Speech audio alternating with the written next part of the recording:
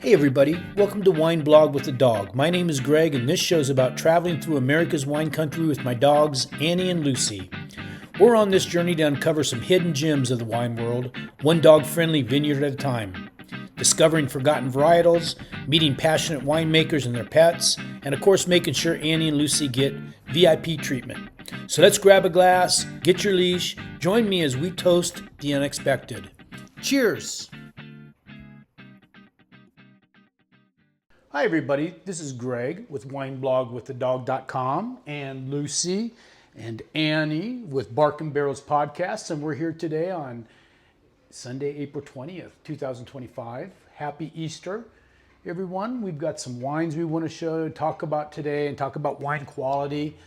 We're going to give you our best bottle of wine under $20, and we're going to give you our best wine under $15 and our best wine under $10 today. We're going to talk about really wine quality and what drives up the cost of wine, and can you get good wine for a reasonable price. Some of these wines, criminally insane. Almost every bottle here is under $10 a bottle, except for a few. And what really causes wine, to be cost more money? Does a wine that costs $200, is it going to be 10 times better than a $10 bottle of wine? There'd be some things that you would want to really look at with that, like balance.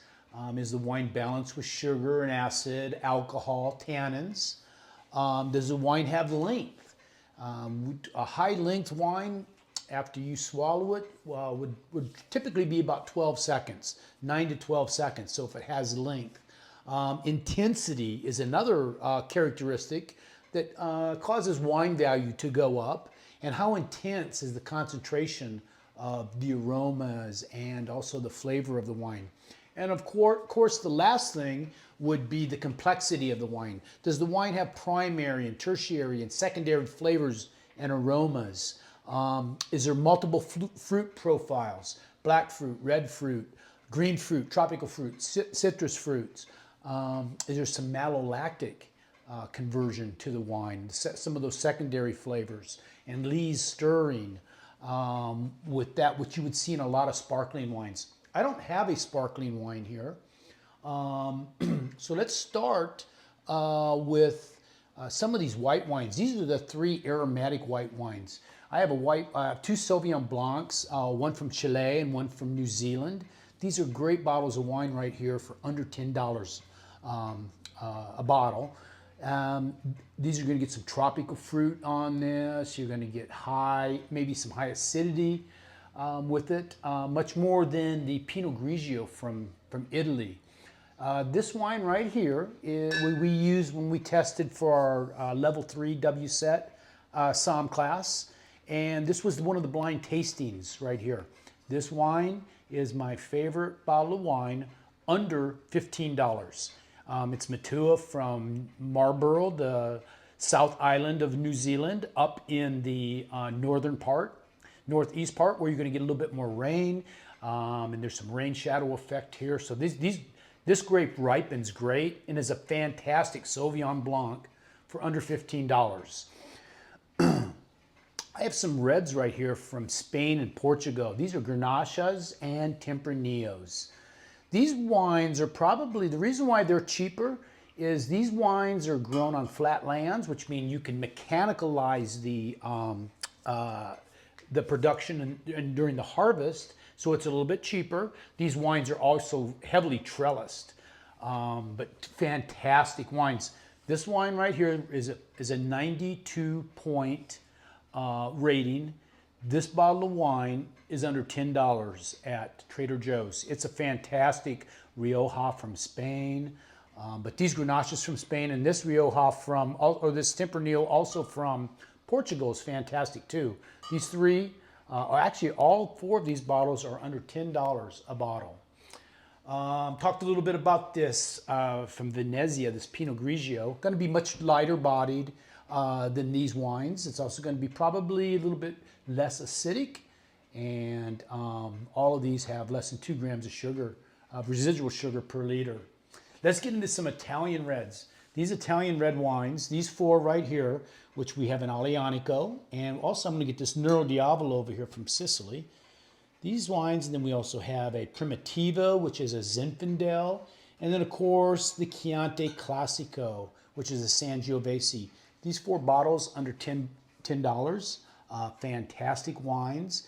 The Sangiovese, this is from a DOCG, Denomination Originale Controllata, which is the second highest level of wine in Italy.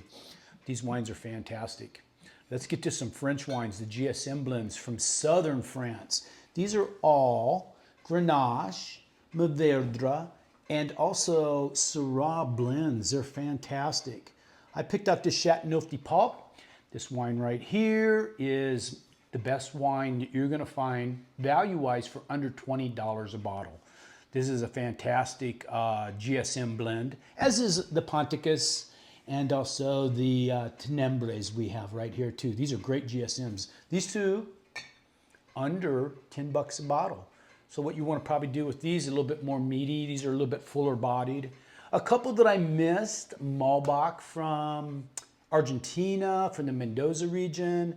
Also probably a Barolo from northern Italy, Barbaresco and Nebbiolo. I didn't really find any of those that I liked. For under, my range was $10, $15, and $20. So these really, again, these are criminally insane prices for some of these wines right here. Lucy, what do you think about the Italian reds? I think you probably prefer maybe a Pinot Noir from Oregon. I didn't really put those on there. I find that some of the cheaper grocery store wines from California to be a little bit higher in mega purple and some other additives that I don't care for with this, but you're going to want to try some of these wines, definitely, when you're looking at wine quality and stuff. So we have Easter, the resurrection of Jesus. It's also the resurrection during springtime of grapes with bud break, and the vine dies every year and then comes back in the spring. It's like renewed life with bud burst and then flowering. Then you're going to get veraison, where the grape changes color, and then finally into ripening with the grape when they can get these in. I want to feature today also Wisconsin wines. I have this hat on, Broken Bottle Winery from right around the Dells. And I also am wearing my Balanced Rock wine shirt. Wisconsin is a very underrated wine region. There's a lot of great wineries that we go to, Drummond Ridge, Hawks Mill, Bailey's Run.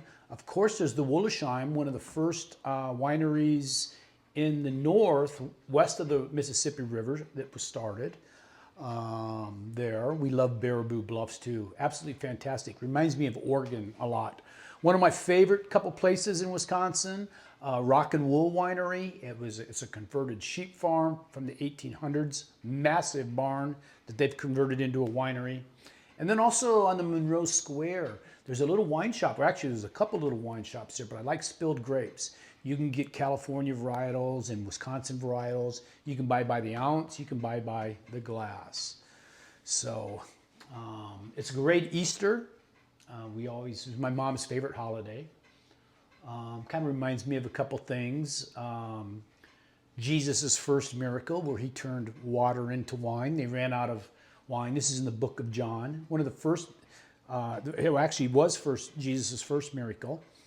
And the wine steward was surprised at the wedding that Jesus made such high quality wine, because normally you serve your best wine first. I hope you learned a little bit about today. It's all about really personal taste with this, but you do not have to buy a $100 bottle of wine to find great value with wine. So we're going to have probably a little swim today. It's beautiful here in Las Vegas, getting into some springtime weather, but not too hot yet. And we want to wish everybody a happy Easter 2025. I'm Greg for wineblogwithdog.com. And for Lucy and Annie with Bark and Barrels Podcast, we wish you a very happy Easter.